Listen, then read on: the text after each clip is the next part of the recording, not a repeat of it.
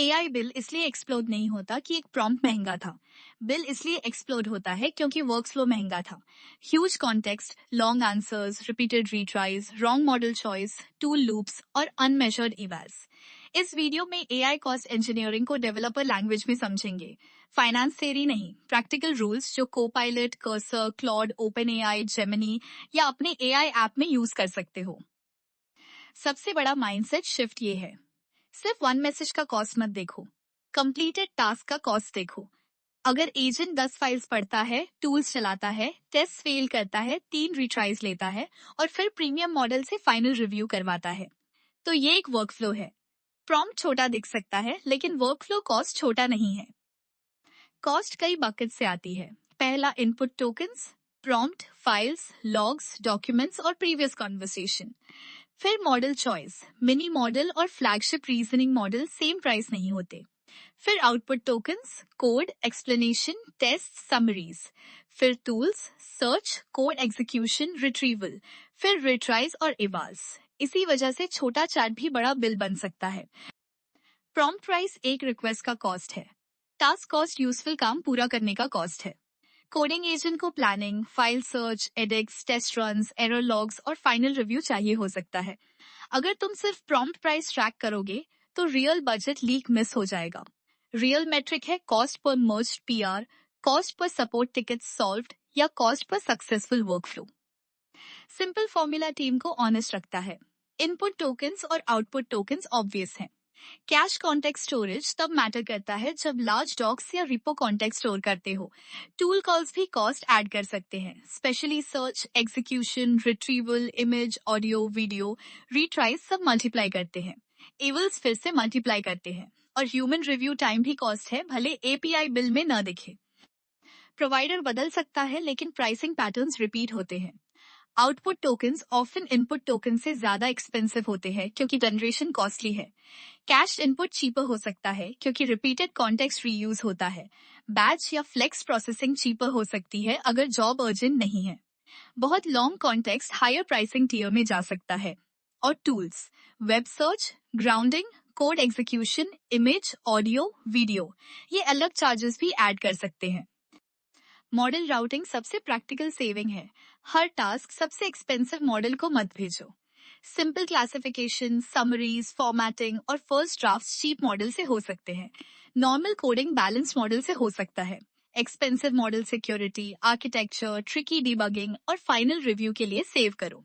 जैसे हर issue principal engineer को पहले नहीं भेजते, वैसे हर प्रॉम्प्ट फ्लैगशिप मॉडल को मत भेजो। टोकन बजट्स गार्डरेल्स जैसे हैं। मैक्स इनपुट साइज सेट करो ताकि यूजर गलती से जायंट लॉग पेस्ट न कर दे। मैक्स आउटपुट टोकन सेट करो ताकि मॉडल बुक न लिख दे जब डिसीजन चाहिए। वर्कफ्लो लिमिट्स रखो, max retries, max files read, max tool calls.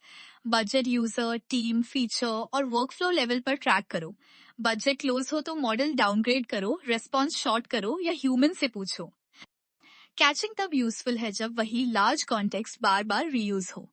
Examples, product docs, API schemas, repo summaries, long PDFs, system instructions, support knowledge base.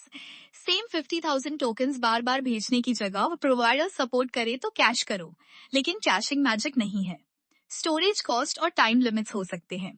Cash वही करो जहां रीयूज रियल है। प्रॉम्प्ट कंप्रेशन का मतलब इंपॉर्टेंट इंफॉर्मेशन हटाना नहीं है, इसका मतलब नॉइज हटाना है। 12 फाइल्स और ह्यूज स्टैक ट्रेस डंप करने की जगह रेलेवेंट फैक्ट्स भेजो। क्या फेल हुआ, कौन सी फाइल मैटर करती है, एक्सपेक्टेड बिहेवियर क्या है, एग्जैक्ट एरर क्या है।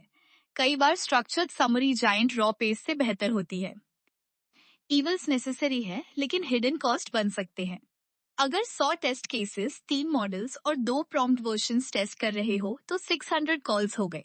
रिट्रीज और जज मॉडल ऐड करो, नंबर फिर बढ़ता है। प्रॉम्प्ट डिजाइन करते वक्त पहले सैंपल रन करो। इजी केसेस के लिए चीप जज यूज करो, स्ट्रॉन्ग जज सिर्फ डिफिकल्ट केसेस पर लगाओ और इवाल स्पेंड को प्रोडक्शन ऐप स्पेंड से अलग ट्रैक करो।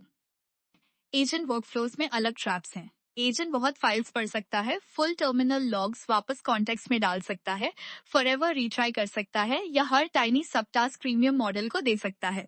सॉल्यूशन एजेंट्स अवॉइड करना नहीं है।